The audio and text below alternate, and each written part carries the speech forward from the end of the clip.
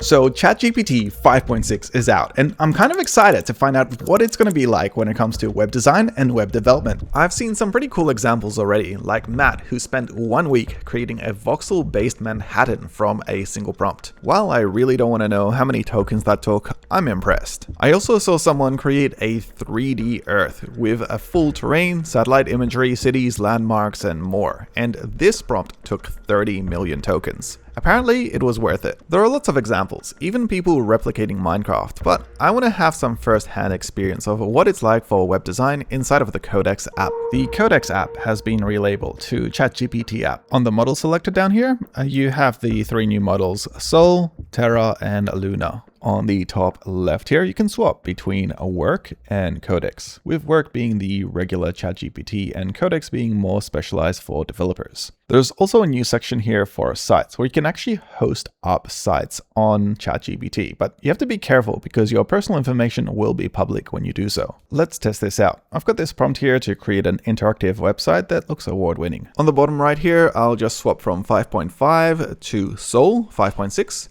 And I also can change the effort level, which is how much time it takes to think. In Ultra mode, it can even spawn additional agents, but they're going to be expensive and also running at Ultra, so I don't really recommend this, but I'll do it for this test just so you can see. The prompt ran for 8 minutes, then additional 3 minutes, and it came up with this design. I can open it up in a Google Chrome browser. ChatGPT 5.6 has combined a little bit of 3D elements, 2D animation, as well as this black and green-white aesthetic to design this website to talk about itself. If I compare this to something like Fable, I'd say that it doesn't look as good in terms of the design, but it's still a step forward from the previous ChatGPT 5.5 versions I've had. I think what's most interesting is that if I grab this URL, this is a web URL I can plug into a browser or even share with other people. It's not just limited to my local machine. Though if I do want to access it, then I will need to log into ChatGPT because it is securely locked down. So over here in ChatGPT, let me share this, select for anyone on the internet to have access to it, publish this online URL, and just like that, it's available. And this reminds me a lot of how Vercel and Next.js works. Maybe OpenAI have a long-term vision to kind of make this a bigger thing. I'll be interested to see how it looks like in the future and if we can connect it up to things like GitHub as well. One more thing to note is that if I head to sites now, this actually shows up as one that I can browse at any point as well as update. But let's create a new one now because I want to test out creating a redesign for a website. I have this website here called TypeUI.sh. It's a website that has design skills if you want to check out. But I want to redesign this website because right now it's pretty plain and I reckon there's a lot of room for improvement. It's also a similar prompt to what I've tried with Fable and others, so we can see how it compares to those. I'll use ChatGPT Sol 5.6 and I'll set the reasoning to very high. I'm going to ask it to improve the animation, micro animation, typography, and make it look more modern in terms of design aesthetics. In this case, it spent around 8 minutes to come up with this design over here. Let me expand this out to a proper web browser. It's gone with this blue, green, white aesthetic, and when looking at spacing and typography, it looks pretty good. There's a lot of placeholders using basic SVG art, and I think there's room for improvement for that. However, just like last time, I think the Fable 5 example where it redesigned this website actually ended up looking a little bit better. For comparison, this is what it looked like when I created it under Fable 5, and you can see here that there's a lot more going on in terms of UI, animation, typography. Everything looks a little bit cleaner and better. Another prompt I like to check is to redesign a popular website. I'm going to get 5.6 Sol to redesign Reddit. Here's a quick screenshot of the homepage right now, and I'll paste this in along with the prompt to create a newer design aesthetic.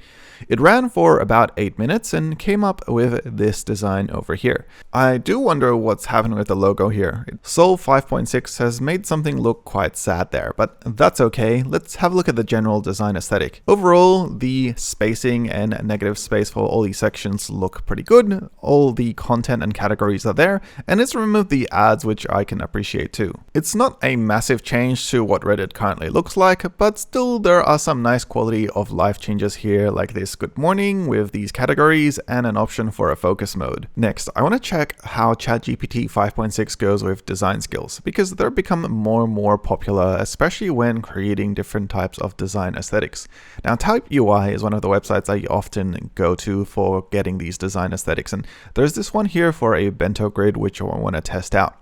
Let me copy this markdown file and paste this straight into ChatGPT and ask it to create a portfolio website for myself. It ran for 15 minutes, which I'd say is quite a while, and it came up with this design here. This beautiful bento which explains who I am and what I do. I turn complex text into clear, useful experiences. I love this bento type design, and I think it did a lot better than some of their previous designs. It goes to show how important design skills are now when working with AI. What I do like is that it's pulled in all the relevant information here, like even my design course which I created, and it's not particularly linked on YouTube, but it's found this and added it as part of my profile. I want to take a look at MCP tools because they're still something I use a lot when it comes to ChatGPT, but they're hidden a little bit more, and there's a really good one worth knowing about.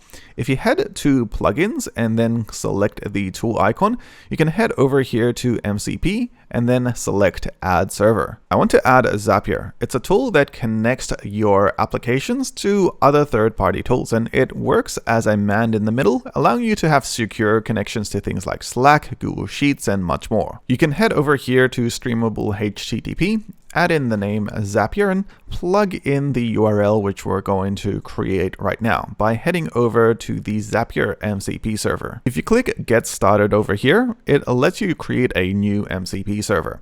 And when you generate this, you can select which app you want to connect it to. In this case, I'll do the ChatGPT application. And here is the good part. You can add in something like an application of your choice. I'm going to select Gmail in this case, and then I'm going to allow it to only do two tasks: find emails and create drafts.